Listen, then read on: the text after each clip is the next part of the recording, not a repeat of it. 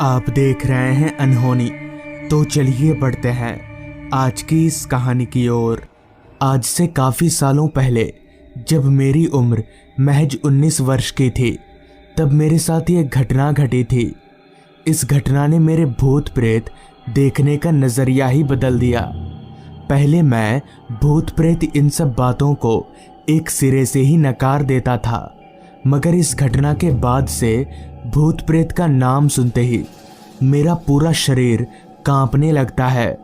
दरअसल हुआ कुछ यूं था कि उस समय मेरे भैया को छोड़कर हमारा पूरा परिवार गांव में रहा करता था और मेरे भैया शहर में रहकर काम किया करते थे, जिस कारण भैया काफ़ी दिनों के बाद छुट्टियों में गांव आया करते थे। उस समय मैं पढ़ाई के साथ साथ खेती में अपने पापा का हाथ बटाया करता था। एक दिन मैं दोपहर के 12 बजे अपने घर पर बैठकर पढ़ाई कर रहा था कि तभी हेमंत भागता हुआ मेरे घर आया और बोला, भानु चल, तेरे भैया ने फ़ोन किया है। असल में हेमंत मुखिया जी का बेटा है और मेरा काफ़ी अच्छा दोस्त है। उस समय हमारे पूरे गांव में एक ही लैंडलाइन फ़ोन हुआ करता था, मुखिया जी के घर में। और मेरे भैया को जब भी हमसे बात करना होता था तो वो मुखिया जी के लैंडलाइन पर ही कॉल किया करते थे। हेमंत की ये बात सुनने के बाद मैं भागता हुआ उसके घर गया तो मेरे भैया से बात करते ही भैया ने कहा, भानु मैं आज आ रहा हूँ, तो तू रात को स्टेशन साइकिल लेकर आ जाना। भैया के मुंह से ये सुनते ही मैं काफ़ी खुश हुआ और मैंने भैया से कहा, वो तो ठीक है भैया, मैं तो आ जाऊंगा, मगर आप कितने बजे आ रहे हैं? इस पर भैया ने कहा, मैं रात के 11 बजे गांव के स्टेशन पर पहुंच जाऊंगा, तो तू रात के 10 बजे घर से निकल जाना। इतना बोलकर भैया ने फ़ोन रख दिया, जिसके बाद मैं भागता हुआ अपने घर गया और घर वालों को पूरी बात बताई। तो मेरी बात सुनकर घर वाले काफ़ी खुश हुए, जिसके बाद माँ भैया के पसंद का खाना बनाने में लग गई। पापा भी भैया के आने की खबर सुनकर काफ़ी खुश थे। फिर मैं और पापा खेत चले गए और 2 घंटे बाद खेत से वापस लौटे। 10 घंटे का ये समय तो मानो बीत ही नहीं रहा था। खुशी के मारे ना तो हमसे खाया जा रहा था और ना ही नींद आ रही थी। बस हमारी निगाहें खुद ब खुद बार बार घड़ी की तरफ जा रही थी। ऐसे तो मैं हर दोपहर को सो जाया करता था, मगर आज मैं खुशी के मारे सो नहीं पाया। खैर 10 घंटे 10 साल की तरह बिताने के बाद अब वो वक्त आ ही गया जब मुझे स्टेशन जाने के लिए घर से निकलना था। तो मैंने फटाफट से अपना साइकिल निकाला और घर वालों को आता हूँ बोलकर स्टेशन की तरफ चलता बना। उस समय हमारे गांव में रात के 10 बजना यानी काफ़ी रात, जिस कारण घर के बाहर निकलते ही मैंने देखा कि बाहर का माहौल एकदम ही वीरान सा हो गया था। हालांकि ये तो मुझे पता ही था कि हमारे गांव के लोग अंधेरा होने के बाद काफ़ी कम निकलते हैं और रात को जल्दी सो जाया करते हैं, तो इतनी रात गए बाहर कौन होगा। खैर मैं वहाँ खड़े खड़े समय जाया ना करके स्टेशन की तरफ आगे बढ़ने लगा। उस वक्त हमारे गांव में बिजली की कोई सुविधा नहीं थी, जिस वजह से रास्ता पूरी तरह से अंधेरे में डूबा हुआ था। वो भी इतना घना अंधेरा कि मुझे आगे का रास्ता भी साफ साफ दिखाई नहीं पड़ रहा था। रास्ते के किनारे घने जंगल होने के कारण चांद की हल्की रोशनी भी रास्ते तक ठीक से पहुंच नहीं पा रही थी। खैर भला तो हो इस बात का कि उस समय हम सभी लोग अपने साथ रात के वक्त एक टॉर्च रखा करते थे, जो रात के अंधेरे से लड़ने के लिए एक हथियार का काम किया करती थी। तो मैंने अपना टॉर्च निकालकर जलाया और अंधेरे को चीरते हुए आगे बढ़ने लगा। चारों तरफ इतना सन्नाटा फैला हुआ था कि मेरे साइकिल चलाने की आवाज़ काफ़ी तेज सुनाई पड़ रही थी, जिससे मुझे काफ़ी डर लग रहा था कि कहीं कोई जंगली जानवर साइकिल की आवाज़ सुनकर मुझ पर हमला न कर दे, क्योंकि उस समय हमारे गांव में जंगली जानवरों का आतंक काफ़ी ज़्यादा था। साथ ही साथ बीच बीच में आ रही रात कीड़ों की आवाज़ें उस पूरे माहौल को और भी ज़्यादा सुनसान बना रही थी। हमारे यहाँ से स्टेशन करीबन 45 मिनट का रास्ता था, तो मुझे अभी काफ़ी देर साइकिल चलाना पड़ेगा। ये सोचकर मैंने साइकिल की रफ्तार बढ़ा दी। कुछ दूर साइकिल चलाने के बाद मैं गांव के रास्ते से अलग एक कच्चे रास्ते पर पहुंचा, तो वो रास्ता पहले वाले रास्ते से भी ज़्यादा वीरान था। ऊपर से कच्चा रास्ता होने के कारण मुझे साइकिल चलाने में काफ़ी परेशानियों का सामना करना पड़ रहा था। खैर, अभी मैं आगे बढ़ ही रहा था कि तभी अचानक मेरी साइकिल एकदम से रुक गई। मगर ऐसा कैसे हो सकता है? चलती साइकिल अचानक से कैसे रुक सकती है? मैंने तो ब्रेक भी नहीं दबाया। मैं पेडल मारकर साइकिल आगे बढ़ाने की काफ़ी कोशिश कर रहा था, मगर मेरी साइकिल थी जो आगे बढ़ने का नाम ही नहीं ले रही थी। मुझे समझ नहीं आ रहा था कि आखिर मेरे साथ हो क्या रहा है। मेरी साइकिल आगे क्यों नहीं बढ़ रही? कहीं साइकिल के नीचे कुछ फंस तो नहीं गया? ये सोचकर जब मैंने अपनी निगाहें पीछे घुमाई तो मेरे होश उड़ गए और मेरा सर एकदम से घूमने लगा। मुझे मेरी आंखों पर विश्वास नहीं हो रहा था, क्योंकि मेरी साइकिल किसी चीज़ में फंसी नहीं थी, बल्कि एक आदमी पेड़ के ऊपर बैठकर अपने लंबे हाथ बढ़ाकर मेरी साइकिल को पीछे से पकड़कर रखा था। मगर किसी का हाथ इतना लंबा कैसे हो सकता है? जिसके बाद मैंने अपनी टॉर्च की लाइट को पेड़ के ऊपर बैठे उस आदमी की ओर घुमाई, तो उस आदमी के ऊपर टॉर्च की लाइट पड़ते ही जब मैंने उसका चेहरा देखा तो मेरे शरीर में खून की जगह करंट दौड़ने लगा और मेरे हाथ पैर ज़ोर ज़ोर से कांपने लगे, क्योंकि उस आदमी का चेहरा पूरी तरह से सफ़ेद था और उसकी आंखें लाल चमक रही थी। साथ ही साथ उसके सिर पर 2 सींग भी निकले हुए थे। ये देखकर मैं समझ गया कि वो कोई इंसान नहीं बल्कि एक शैतान है, और शायद वो शैतान अब मुझे भी मार डालेगा।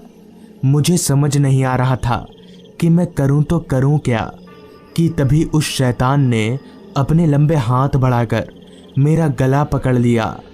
अब मैं अपने बचने की उम्मीद छोड़ चुका था और मैंने अपने आप को मरा हुआ मान लिया था। फिर भी मैं हिम्मत जुटाकर उस शैतान के हाथों से अपने गले को छुड़ाने लगा, और शायद उस दिन मेरी किस्मत में मरना नहीं लिखा हुआ था, जिस कारण उस भूत के हाथ से मैंने अपना गला छुड़ा लिया और मैं सीधे भागता हुआ स्टेशन पहुंचा, जहां मेरे भैया मेरा ही इंतज़ार कर रहे थे। जिसके बाद मैंने अपनी पूरी आप बीती भैया को बताई और मैं उनके साथ वापस घर आ गया। तो दोस्तों, ये थी आज की कहानी। अगर आपको ये कहानी पसंद आई हो तो चैनल को ज़रूर सब्सक्राइब कर लें। तो मैं आपका दोस्त आर्यन जल्द ही मिलूँगा आपसे ऐसी ही एक कहानी के साथ। प्लेटफॉर्म पर बैठे बैठे बस मुझे अपने पापा की ही चिंता हो रही थी, जिस कारण मेरा इधर उधर कहीं पर भी मन नहीं लग रहा था। दरअसल आज दोपहर को जब मैं ऑफिस में था तो मेरे फ़ोन की रिंग बजी। मैंने जब फ़ोन देखा तो उस पर गांव से कॉल आ रहा था, तो मैंने तुरंत फ़ोन रिसीव किया तो सामने से मेरे छोटे भाई ने कहा, भैया आप जल्दी से घर आ जाइए, पापा की तबीयत कुछ ठीक नहीं है। भाई की ये बात सुनकर मैंने तुरंत ही अपने बॉस से बात की, तो काफ़ी दिनों से छुट्टी ना लेने के कारण बॉस ने भी मुझे जाने को कहा। तो उस समय मैंने जब अपनी घड़ी में वक्त देखा तो शाम के 4 बज रहे थे, जिस पर मैंने अपने मन ही मन में कहा, अगर मैं जल्दी जल्दी सारी तैयारी करूँगा तो 7 बजे वाली आखिरी ट्रेन मुझे मिल जाएगी। असल में मैं 2 सालों से यहाँ रेंट पर रहकर इस ऑफिस में काम करता हूँ और मेरा सारा परिवार गांव में रहता है। खैर, ऑफिस से निकलकर मैं जल्दी जल्दी अपने भाड़े वाले घर पर गया और गांव जाने की तैयारी करने लगा। सारी तैयारी करके ठीक 6 बजे मैं नज़दीकी स्टेशन जाने के लिए अपने घर से निकला और 6:30 बजे तक स्टेशन पहुंच गया और अभी प्लेटफॉर्म पर बैठकर अपनी ट्रेन का इंतज़ार कर रहा हूं। करीब आधा घंटा और इंतज़ार करने के बाद ट्रेन प्लेटफॉर्म पर आकर लग गई तो मैं भी ट्रेन में चढ़कर बैठ गया। हालांकि मौसम ठंड का था, जिस कारण रात की ट्रेन काफ़ी खाली खाली सी थी। मेरे ट्रेन में बैठने के 10 मिनट बाद ही ट्रेन खुल गई। ट्रेन के खुलते ही ट्रेन ने काफ़ी रफ्तार पकड़ ली। मेरा गांव यहाँ से करीबन 4 घंटे का सफ़र था, तो मुझे वहाँ पहुँचते पहुँचते रात के 11 बज जाएंगे। खैर, किया भी क्या जा सकता है, मुझे तो रात वाली ट्रेन ही पकड़नी थी। और ठीक वैसा ही हुआ। रात के 11 बजे मैं अपने गांव के स्टेशन पर उतरा तो सारा स्टेशन अंधेरे में डूबा हुआ था। उस पूरे स्टेशन पर मुझे मेरे अलावा और कोई भी नहीं दिख रहा था। 2-3 बार इधर उधर नज़रें दौड़ाने के बाद मुझे स्टेशन पर एक हल्की टिमटिमाती लाइट जलती दिखी। तो उस रोशनी को देखकर मैं समझ गया कि ये स्टेशन मास्टर का कैबिन है। तो मैं चलकर स्टेशन मास्टर के कैबिन में गया। कैबिन के अंदर दाखिल होते ही स्टेशन मास्टर ने कहा, कहाँ जाना है भाई साहब आपको? जिस पर मैंने अपनी सारी परेशानी स्टेशन मास्टर को बताई। तो स्टेशन मास्टर ने कहा, भाई साहब, इतनी रात गए भीमपुर गांव की तरफ जाना खतरे से खाली नहीं होगा, क्योंकि रात को उस रास्ते पर भूत प्रेत मंडराते रहते हैं। तो आप एक काम करिए, आज रात यहीं रुक जाइए, सुबह होते ही चले जाइएगा। मैं इन सब बातों को नहीं मानता था, जिस पर मैंने अपने मन ही मन में कहा, अगर घर सुबह ही जाना होता तो मैं सुबह वाली ट्रेन से नहीं चला आता। अपने मन में ये सोचते ही मैंने स्टेशन मास्टर से कहा, नहीं सर, मैं घर चला जाऊंगा। और इतना बोलकर मैं स्टेशन से बाहर निकला। तो बाहर निकलते ही अंधेरे ने मुझे चारों तरफ से घेर लिया। घना अंधेरा और चारों तरफ फैले सन्नाटे को देखकर मैं समझ गया कि 2 सालों में गांव जरा भी नहीं बदला। यहाँ से मेरा घर करीब आधे घंटे का सफ़र है, तो मुझे अभी काफ़ी पैदल चलना पड़ेगा, जिस कारण मैंने अपनी चलने की रफ्तार बढ़ा दी। काफ़ी ठंड का मौसम होने के कारण पूरे रास्ते पर बस कोहरा ही कोहरा फैला हुआ था। मैं टॉर्च तो लाया नहीं था, जिस कारण चांद की हल्की रोशनी में मुझे जितना भी दिखाई दे रहा था वो सब कोहरे के कारण धुंधला धुंधला सा दिखाई पड़ रहा था। सन्नाटा पूरे माहौल में इस कदर छाया हुआ था कि मेरे पैदल चलने की आवाज़ भी मुझे साफ साफ सुनाई पड़ रही थी। बीच बीच में आ रही रात कीड़ों की आवाज़ उस पूरे माहौल को और भी ज़्यादा सुनसान बना रही थी। कुछ दूर चलने के बाद मैं एक कच्चे रास्ते पर पहुंचा, जिस रास्ते के दोनों ओर बस लंबे लंबे पेड़ ही थे, जिस कारण चांद की हल्की रोशनी भी उस रास्ते पर नहीं पहुंच पा रही थी। अभी मैं उस रास्ते पर आगे बढ़ ही रहा था कि तभी रास्ते के किनारे झाड़ियों से अचानक ही एक आदमी हाथ में लालटेन लेकर निकला और मेरे आगे आगे चलने लगा। उस आदमी को अचानक झाड़ियों से निकलता देख मैं काफ़ी हैरान हुआ कि आखिर वो आदमी वहाँ क्या कर रहा था। उस आदमी ने लालटेन को इस कदर पकड़ रखा था कि उस लालटेन की रोशनी मुझे भी मिल रही थी। तो मैं भी उस लालटेन की रोशनी के सहारे आगे बढ़ने लगा, मगर काफ़ी ठंड होने के कारण उस आदमी ने अपना पूरा शरीर एक चादर से ढक रखा था, जिस कारण मैं उस आदमी को नहीं बल्कि उसकी चादर को ही देख पा रहा था। कुछ कदम ऐसे ही चलने के बाद मुझे ऐसा लगने लगा कि ये आदमी मेरे कदमों के साथ ही साथ अपने कदम बढ़ा रहा है। तो इस बात का पता लगाने के लिए मैंने अचानक से अपने कदमों को रोक लिया। तो मेरे ऐसा करते ही वो आदमी भी एकदम से रुक गया। उस आदमी की इस हरकत को देखकर मैं काफ़ी हैरान हुआ, जिस पर मैंने उस आदमी से कहा, भाई साहब कौन है आप? लेकिन मेरे ये पूछने पर भी उस आदमी ने कोई जवाब नहीं दिया, बस जोर जोर से हंसने लगा। उसकी हंसी मुझे कुछ जानी पहचानी सी लग रही थी। कुछ देर गौर करने के बाद मुझे पता चल गया कि ये और कोई नहीं बल्कि मेरे गांव का दोस्त विपुल है। तो मैंने उस आदमी से कहा, अरे विपुल, तू है क्या? मेरे इतना बोलते ही वो आदमी मेरी ओर पलटा और अपने लालटेन को अपने चेहरे के करीब ले गया। फिर जब मैंने उसका चेहरा देखा तो हाँ, वो विपुल ही था। मैं विपुल को देखकर काफ़ी खुश हुआ और उससे पूछा, विपुल, तू इतनी रात गए यहाँ पर क्या कर रहा है? इस पर विपुल ने कहा, कुछ नहीं यार, बस ऐसे ही। जिसके बाद हम दोनों वापस से आगे बढ़ने लगे। कुछ दूर आगे बढ़ते ही हमें रास्ते के बीचों बीच 3 आदमी बैठे हुए दिखे। उन्होंने रास्ते को इस कदर घेरा हुआ था कि ना तो कोई आगे आ सके और ना ही कोई जा सके। उन तीनों आदमियों के करीब पहुंचकर हम रुक गए। तो इतनी रात गए ये तीनों लोग रास्ते को घेर कर क्यों बैठे हैं? अभी मैं ये सोच ही रहा था कि तभी मेरी नज़र उन तीनों के चेहरे पर गई।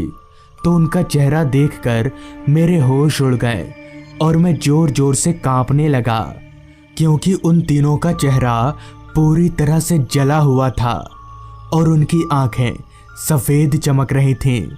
ये देखकर मैं समझ गया कि ये तीनों इंसान नहीं बल्कि भूत हैं। इससे पहले कि मैं विपुल से कुछ कह पाऊँ, उन तीनों भूतों ने हम पर हमला कर दिया। तो विपुल ने चिल्लाकर मुझसे कहा, आदित्य तू भाग, मैं इनको देखता हूँ। मैं वहाँ विपुल को अकेले छोड़कर भागना तो नहीं चाहता था, मगर विपुल के बार बार कहने पर मुझे भागना ही पड़ा। जिसके बाद मैं भागता हुआ अपने घर पहुँचा और घर वालों को पूरी बात बताई। इस पर घर वालों की बात सुनकर मेरा सर एकदम से घूमने लगा, क्योंकि मेरे छोटे भाई ने कहा, ये कैसे हो सकता है? मैंने तो आपको बताया ही नहीं कि विपुल भैया को मरे तो 2 दिन बीत चुके हैं। ये सुनकर मैं समझ गया कि वो विपुल नहीं बल्कि विपुल की आत्मा थी, जो आज मेरी जान बचाने के लिए आई थी। तो दोस्तों, ये थी आज की कहानी। अगर आपको ये कहानी अच्छी लगी हो तो चैनल को ज़रूर सब्सक्राइब कर लें। तो मैं आपका दोस्त आर्यन जल्द ही मिलूँगा आपसे ऐसी ही एक कहानी के साथ।